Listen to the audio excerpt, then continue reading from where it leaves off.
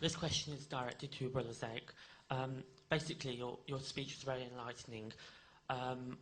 However, there was one point which I was a bit mind-geared on. Basically, you kind of went endlessly on how it's quite important to,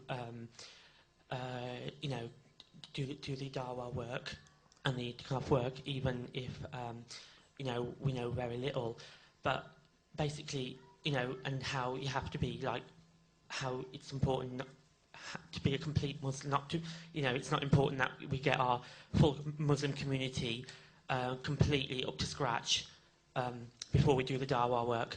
But my question is basically, from the Muslim community I've been brought up with, you know, I've seen, you know, the Muslim community being very divided among themselves.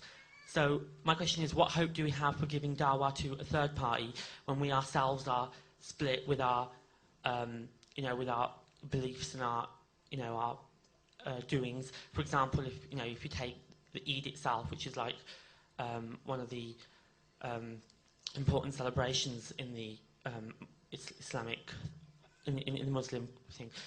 Basically, you know, if we were doing it on two separate days, what hope do we have for the third party to who we are doing dawah to take upon our Eid when we are divided among ourselves?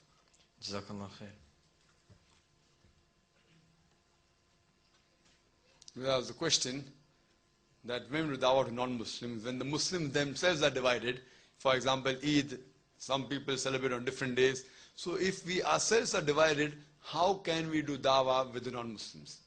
Brother, I do agree that if the Eid is celebrated on different days in the same city, there will be little problem, but that should not disappoint us. Because Eid is something else. That does not mean that a certain group of Muslims, they disagree that Eid should not be today, should be tomorrow. So that is a difference in opinion. That doesn't mean that if we differ, we cannot do dawah at all.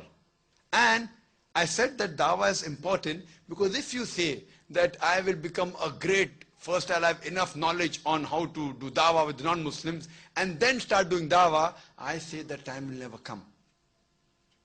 If you say first I'll read about Islam and then start doing dawah, that time will never come. The moment you start and you cannot answer, you immediately try and find the answer. But if you do not start doing dawah, the time will never come. Therefore, my advice is that whatever little bit you know, you at least start. They may not agree with you. The moment you don't agree with you, you go and try and do your homework. For example, if you fail an examination, what do? If you fail an examination, you go and do your homework so the next time you pass. But if you don't talk at all for years together, then you'll never start doing dawah. So my advice is that whatever little bit you know, you have to start, as our beloved Prophet Muhammad said, Ballighu anni walau ayah. Propagate even if you know one verse. Now if there's difference in opinion for certain things, like about Eid or anything else, that should not be a major thing. It is a problem, it's a minor problem.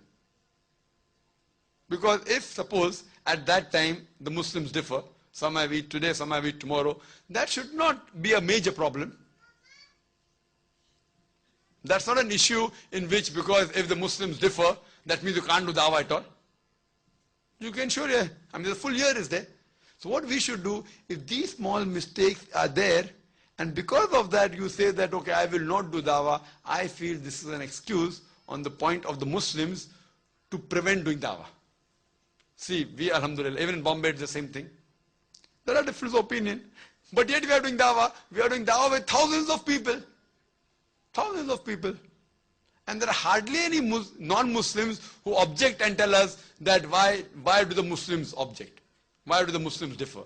Yeah, there's a little bit problem. There will be little bit problems in it. But that should not be a real case for not doing dawah. These are just small points which a person should neglect and should be interested in conveying the message of Islam to them. Jazakallah khairan. A question from a sister who has specifically